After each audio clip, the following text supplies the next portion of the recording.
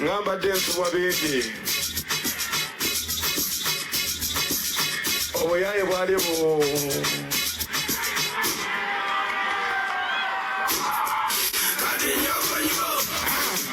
naye tutoja ebyamagezi bwebiri nene byafambo ne bubiri saidi mbiri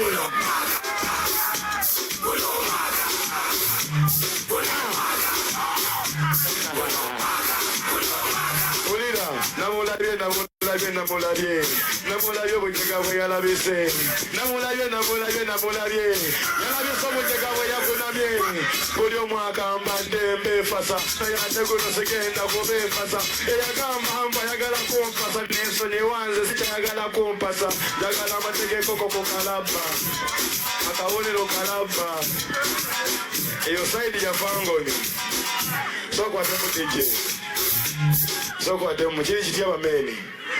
Hi everyone, should we use English oba tukozese luno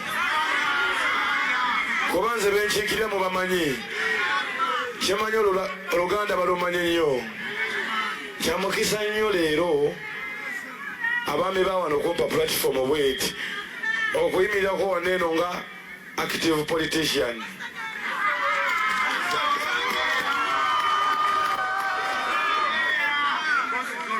Lwakuba mukulu wange ye byayogera bya buvunanyizibwa ate nange byange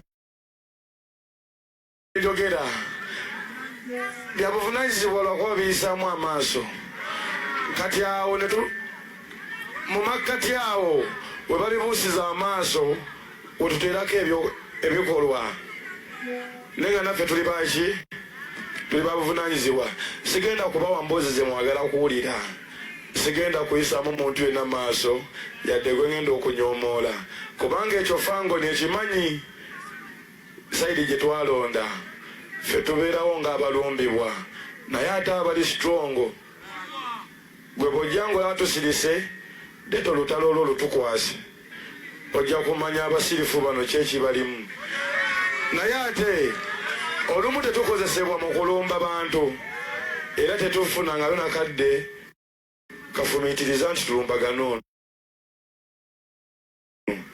ebisinga batuwayiriza naye bwe gutyo tebisoose ku ffe bulimu bamukola ki. Nze nabadde mukomera era ensobi eziri mukomera nazirabye n'ebituufu ebiriyo nabikoze ki. Buli alinayo omuntu we mukomera afuna akadde amusabireko nga naali mukomera bwe yeesabira. Si buli aliyo nti alina omusango ate si nti buli ali ebweru ye mutuukirivu ennyo. Munfuna nze ndi wano omusango gwasoose okuntekebwako mpita mu bumpimpi mumanye nze nabba akasimu ene mukulu wange yabbayo ebitaano mbu siwe kiri kati bodies of the same feathers owakasimu n'owekido.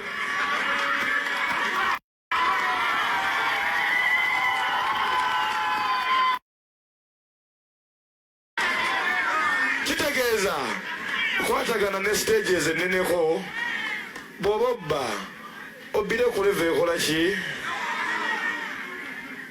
Ffe tugaba respect buli omu kubanga tulina ebigambo byaffe eri mu Fangoni.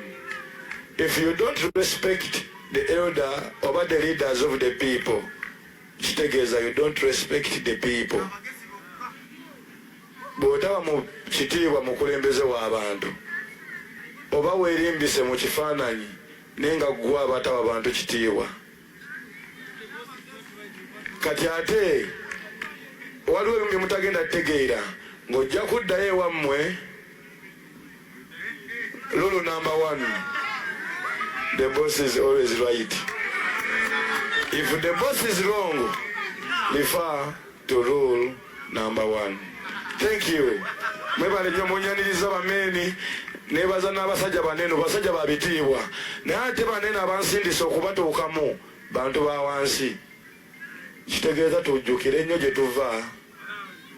Ezo nno emisango egitekebwako mugimanyi. Buli omu agamba ali eno si mubi, naye baabeera nabo. Okitegedde? Kate bembeera nabo. Olumu nange nalinga bo. Sisobola kubakyusa nga mmaze bejjamu okuggyako okubabeeramu ne mbalaga mpola mpola ekyokukola, kuba nze sente nzirina ezimbeeza emunyonyo. Njaga munfune bulungi.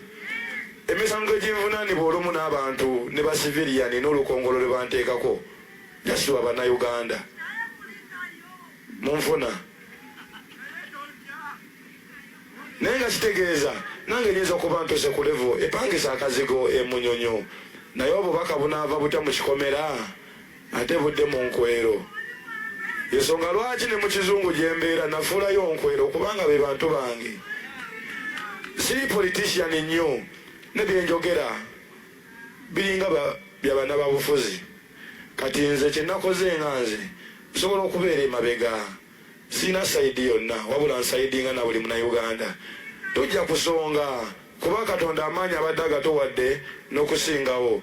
Bwe tunaabeera emabega w'omuntu ne tugamba nti Fangoni omuntu oyo tumulabire eddala, kyemmanyi ekigambo ekyo kijja kutuuka ku buli omu gwe kikwatako.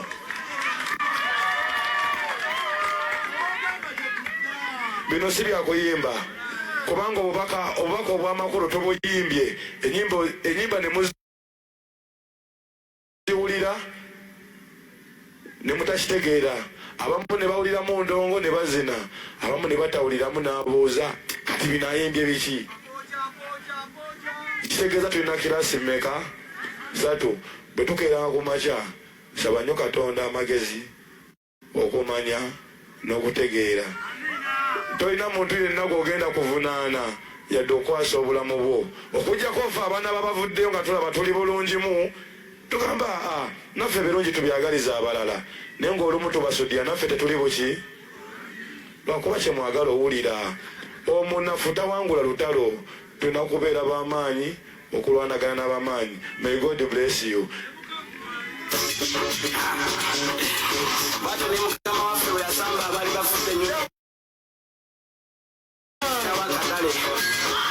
Eyo nga